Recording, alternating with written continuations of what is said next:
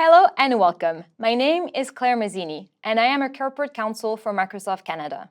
In this video, we will explore how Microsoft 365 Copilot can integrate in your daily workflows as a legal professional, inspired by scenarios drawn from my experience.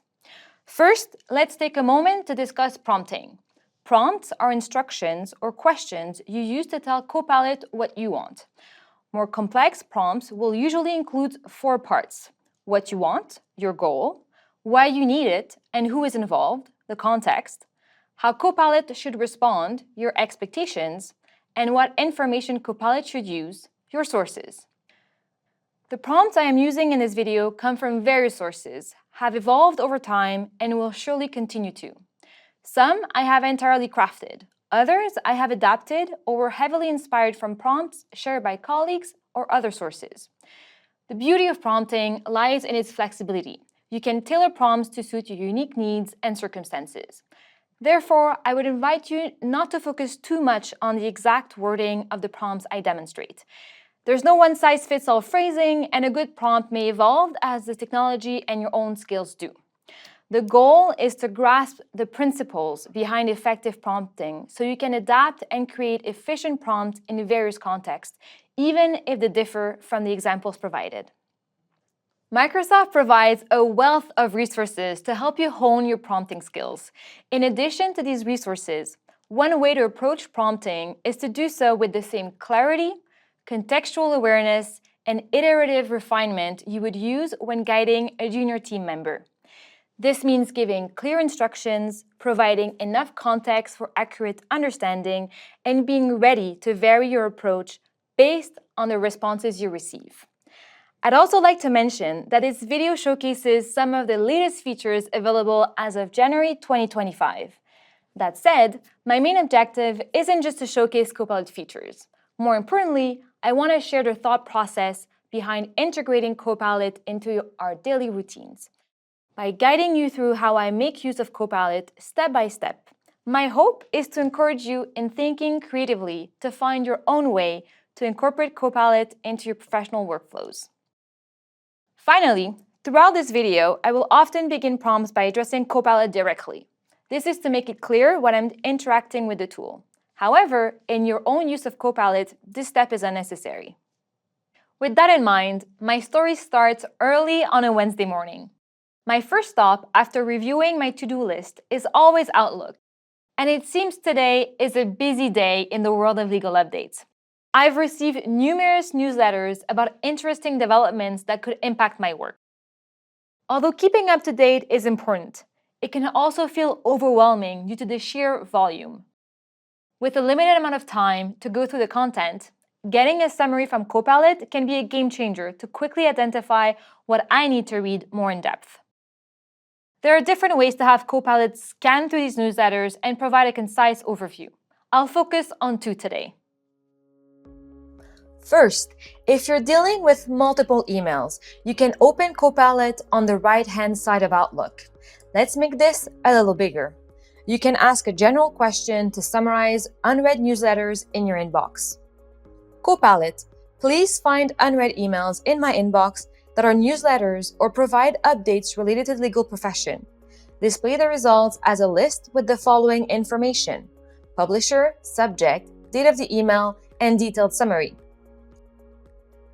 While Copilot may not always catch every single newsletter, it offers a snapshot that allows me to prioritize where to direct my attention. I can then click on the references Copilot provided to review the email directly. If I suspect some newsletters may have been overlooked, I can always request Copilot to rescan my inbox. Alternatively, I can select the Summary by Copilot option at the top of each individual email, a feature that is available by default in both Classic and New Outlook.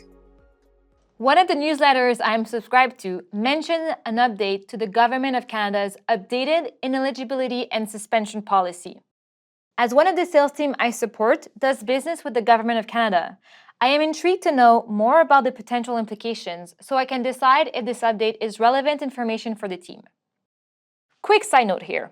While I'm using the Government of Canada's updated policy, for my example, the workflow I am demonstrating can be applied to a lot of different scenarios. For example, any new legal, regulatory, or policy developments, as well as updates to existing requirements that impact teams you support. It could even be an internal policy that has changed or recommendations provided as the outcome of an industry certification. I opened the Government of Canada's updated ineligibility and suspension policy in Microsoft Edge to access the full content. I expand all sections to take a look at the policy. It quickly becomes clear that it is quite comprehensive and will make for a lengthy read. That's when I turn to Copilot Business Chat for help, as it will be instrumental in breaking down complex information into more digestible insights. As you can see, Copilot Business Chat is conveniently available directly in the Edge browser by clicking the Copilot icon at the top right corner. It's also available on mobile and desktop versions. It can be accessed in several ways, as it is also integrated within a Teams environment and directly accessible through a web address. And your chat history is available regardless of how you access Copilot Business Chat. So once in Business Chat, you can toggle between different modes to suit your needs. Copilot Web allows you to query websites and search the internet. Copilot for Work integrates with applications like Teams, Word, Excel, and Outlook. It uses the Microsoft Graph to access data stored across Microsoft 365 services, including documents, emails, calendars, chats, meetings, and contacts that you have permission to access. If enabled, Copilot for Work with web content combines Copilot for Work capabilities with the information available on the web. Copilot's response will use both your business data and real-time web search results. For this task, I will use Copilot Web in Edge, as it allows me to query websites and I don't need to rely on my own data. I can access Copilot Web by clicking on the Copilot button on the top right of my Edge browser. Let's make it a little bigger. The first step is to prepare a summary of the key points that a supplier to the Government of Canada should know about the revised policy. Notice that I'll be using simple and clear language in my prompts to ensure that my instructions are conveyed effectively to Copilot. Within moments, Copilot provides me with the information I need. As Copilot is a tool to assist, but not to replace human judgment, always verify the information provided. For instance, I can confirm the effective date, which is May 31st. Then I can review the sections that Copilot has identified to ensure they align with the summary that it has generated. Although I won't get into this exercise for our purposes today. Additionally, Copilot not only retrieves information from the website that I am consulting, it searches relevant information from a variety of sources on the internet. As I proceed, I take a moment to validate the links provided by Copilot, which serve as the sources for its responses. These links are invaluable, allowing me to delve deeper into the specifics. They ensure that every piece of information can be cross-checked and verified, thus bolstering the reliability of the response. For example, here, it may include information from other pages of the government's website or from law firms discussing the Government of Canada's revised policy. These links can also serve as a starting point of a deeper research. Let's continue to dive into this topic to make sure I have a better grasp of this change. Copilot, how does this revised policy differ from the previous version? Please update the summary. Again, I can take some time to validate the links that Copilot provided as its source of information for each paragraph of its response. This approach not only reinforces my comprehension, but also enhances the credibility of the guidance I will ultimately provide. Next, I ask Copilot, which departments and agencies apply the ineligibility and suspension policy? Again, I take a moment to look further into the information Copilot provided. Now, as I am reading and validating the information I gathered with Copilot's help, it becomes clear that the updated policy is relevant to the sales team. I save this chat as the thread for my research and create a new web chat specifically to draft the email intended for the sales team. This way, I can come back to this thread at any time to continue my research. In the new web chat, let's first settle on the email's content. I think on what I want to convey and ask Copilot to pull the content. What are the restrictions that the updates to the eligibility and suspension policy may create that could limit a sales team's ability to sell software products and support services to federal departments and agencies. With Copilot's help, I draft my email. Copilot, please draft an email to the sales team explaining the restrictions identified as a thoughtful and experienced legal counselor. The tone should be professional, polite, and informational. The language used needs to be accessible as the audience of the email is not legal professionals. Once Copilot has drafted the email, I can review and refine the content. This approach is not about offloading the thinking process, but rather to gain invaluable support in working with efficiency. Here, I can sift through the information from my research and Copilot's response to determine which is most relevant for the team I support. I can then either make changes to the draft email myself or guide Copilot to fine-tune the draft. For the purposes of this video, I'm going rapidly over each step, and so I'll only ask Copilot to make a simple change. The sales team I support has several French-Canadian speakers. I want to ensure that the information resonates and that no critical details are lost in translation. To address this, I decide to include a version of the information in French as well. The sales team is bilingual in French and in English. Please draft a version of the guidance as a native French-Canadian speaker and include it in a draft email. Display the French version of the text right before the English version. I want to take a moment to emphasize that it is important to be thoughtful when using Copilot to translate. While from experience the results of translations have been impressive, and Copilot has now become for me an integral part of working in 2 languages, it is prudent to have a foundational understanding of the languages to validate the accuracy of any translation. This prompt is also a great example of how sometimes, despite our best efforts to be clear, we might still receive unexpected results from Copilot. For instance, I once asked Copilot to simply draft an email in both French and English. I wanted one bilingual email, starting with a complete version in French, followed by a complete version in English, but forgot to tell Copilot. Copilot initially provided a version where each paragraph appeared first in French, then in English, and on my second try, it delivered 2 separate emails, one in each language. Evidently, my instructions weren't as clear as I thought. Being more specific would have ensured that Copilot's output aligned better with my expectations on the first try. Now that I have my email for the team that is straightforward yet comprehensive, and both in French and in English, I can proceed to next steps. I can copy Copilot's output, create a new email in Outlook, and paste the information. I can take a minute or 2 to clean up the draft email, give it one last read, update the formatting to my liking, and insert my signature before I send it over to the team.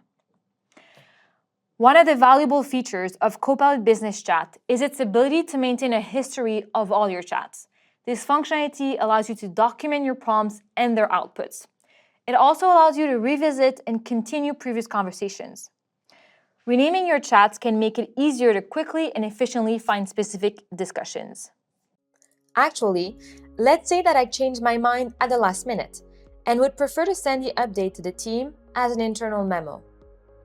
In this instance, I can come back to my previous chat to continue the discussion with Copilot. Copilot, please change this email into a short and structured memo to convey the implications of the updated policy to the team. Ensure that the information is presented in a formal and accessible manner, making it easy for the team to reference and understand. For the purposes of this video, I've simply used Copilot's response as is. However, as previously mentioned, you can always make further edits to Copilot's response as you deem it necessary. Once I feel like the memo is ready, I can ask Copilot to translate the content in French again before sending it off. Back in my Outlook inbox, I can easily access my Copilot chat through Microsoft Edge to copy-paste the content into an email to the team. I could also open Word Online to create a new Word document that I'll send by email, or consider another format that I deem appropriate for the content. As mentioned, given the complexity of the policy update, I anticipate that the sales team will have questions. A way to address them comprehensively and to get a sense of the areas that need further clarification is to schedule a meeting. Starting from the email that I sent earlier, I can use the Schedule with Copilot feature available in New Outlook, see the calendar icon with stars, which creates a meeting invitation for me. When coordinating with multiple attendees, Copilot identifies the first available time slot based on the attendee's availability and my calendar, though you can always use the default Find a Time feature for alternatives. Copilot also suggests a title for the meeting, attaches the email to the meeting invite, proposes an agenda, and summarizes the conversation so far. Once I insert Copilot's proposed meeting invitation, I can make changes as needed. With the meeting scheduled, the next step is to prepare my talking points for the meeting with the sales team. As you will see, Copilot in Work allows me to add context to my prompt. Please prepare talking points for a presentation to the sales team about the Government of Canada's updated ineligibility and suspension policy. I then reference my email to the sales team and the local copies of the revised policy and of compelling articles that I saved during my research. My references could include a myriad of other documents I have access to in my OneDrive if I needed to. You'll notice that I'm using the chat for work, but I could be running these prompts directly in a Word document using Copilot in Word. For our purposes today, I will continue in chat for work as it allows me to demonstrate the functionality of the Pages feature. On to the next prompt. Please go into further detail about the expanded grounds for ineligibility and suspension. Please do not omit for brevity. One useful tip I have recently learned is to request that Copilot do not omit details for brevity. This ensures a more comprehensive response, as often Copilot prioritizes conciseness. Let's talk about the Pages feature available in Copilot Business Chat for Work. It allows me to save, edit, and share the responses I receive from Copilot. In my conversation with Copilot, I can select a response that I want to keep and click on Edit in Pages at the bottom of the response. This action creates a new page and opens it side by side with my chat. I can continue to add new responses to the page, and everything on the page is editable. Once I'm ready, I can share the page with others, allowing them to view and edit the page without accessing my original Copilot session. Let's go back to my chat with Copilot. For this video, I select Copilot's first response to edit in Pages.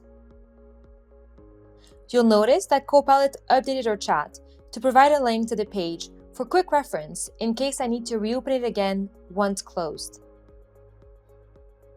As mentioned, I can then make changes to the content of the page as necessary, starting with a little bit of cleanup. Next, what would be some real-world and practical examples of environmental violations? I like to be able to point to some concrete examples and can use Copilot to search for examples that will be impactful to support my presentation. I can also ask Copilot to prepare questions for each section of my talking points. A quick look, and I notice that Copilot hasn't suggested answers to these questions, which it sometimes does proactively. This is great! Could you please suggest answers for each question? Now, with all the content gathered, I am well equipped to fine-tune and finalize my talking points. I've decided to save the talking points I created with Copilot and my research in a Word document. Opening PowerPoint, I can use this document to create a slide deck for the meeting. Create a presentation from my talking points. Begin the presentation with a brief introduction to set the stage for why it is important for the sales team to understand this policy update.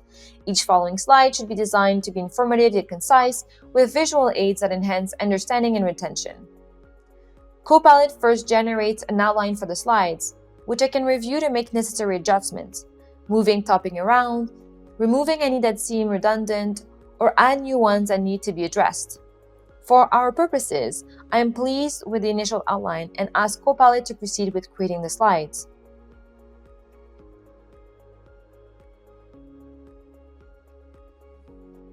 The final presentation Copilot will produce is a complete first draft, including title slide, an agenda, smooth transition slides, and content slides enriched with titles and images. Copilot will also include notes in each slide based on the content of the document that I referenced. Now, it's my turn to fine-tune the presentation, ensuring it aligns with my objectives. I have the meeting with the sales team and everything goes well. As I know that the team will want some takeaway material, I enable transcription with everyone's consent. After the meeting, I can use the note generated by AI in the recap section of the Teams meeting to send a follow-up email summarizing the additional points discussed and including a copy of the presentation. This workflow of navigating a new legal development or an update to existing requirements highlight how Copilot can assist me every step of the way. In today's fast-paced world, cultivating a mindset of continuous learning and adaptable habits can be a game changer when embracing new technology. You might find it helpful to attend diverse training sessions, even those that target professionals and skills outside your field. Different perspectives can offer new ways to use tools like Copilot effectively, and cross-disciplinary insights often lead to innovative applications. Engaging in these sessions could broaden your understanding and equip you with versatile skills that you can implement in your daily work. Microsoft makes available a wealth of resources to learn about Copilot and generative AI, giving you the support needed to master these tools. In addition to training, you might want to foster a sense of curiosity to explore the full spectrum of the tool's capabilities by embracing a hands-on approach. It can be an incredibly informative experience to explore every button and feature, to test their functions and develop a comprehensive understanding of what Copilot can achieve. Over time, this knowledge should allow you to navigate Copilot more intuitively. While it might be useful initially to set aside dedicated time to learn and explore a new tool, it can be impactful in the long run to also explore the tool incrementally. So, when faced with a new task, you could invest a few minutes to test Copilot first. Provide 1 or 2 prompts to gauge its response. This exploratory phase can be brief, just enough to determine if Copilot can offer meaningful assistance. If the response meets your needs, you'll have saved time and refined your prompting skills. If the response isn't quite what you wanted, you can spend a few minutes adjusting your initial prompts. Experiment with different approaches. Be more precise, concise, or expansive. Give Copilot more leeway or be more restrictive. Change your tone to be more firm or pleasant. Offer examples of similar material to emulate. This approach can lead to more tailored responses from Copilot, making your interactions with Copilot both productive and enjoyable. The goal is to identify where Copilot can have the most significant impact and utilize it effectively in those areas. It might also be worthwhile to periodically revisit previously unsuccessful use cases, as Copilot features are frequently updated.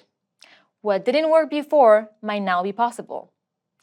And even if Copilot's response doesn't perfectly match your needs, Copilot can serve as a great ally to overcome inertia when starting a new task. It often provides a useful first draft that saves time and effort and helps you organize your thoughts on how to approach the task. Lastly, when working on complex tasks, it could be beneficial to break them down into smaller, more manageable steps. You can then use Copilot to assist with each step rather than asking for the final result from the start. For tasks central to your role and expertise, you likely have a clear vision of the outcome and strict expectations. It might be challenging to get Copilot to align perfectly on the first few tries, just as it would be for a junior member you are delegating the task to. For instance, if you're creating a contract issues list, asking Copilot to generate the entire list from the onset may not yield the desired result. Instead, you can start by having Copilot compare key legal positions between documents, summarize each party's arguments, identify the party's request, and then compile these into a table. I hope you found this video helpful, and thank you for watching.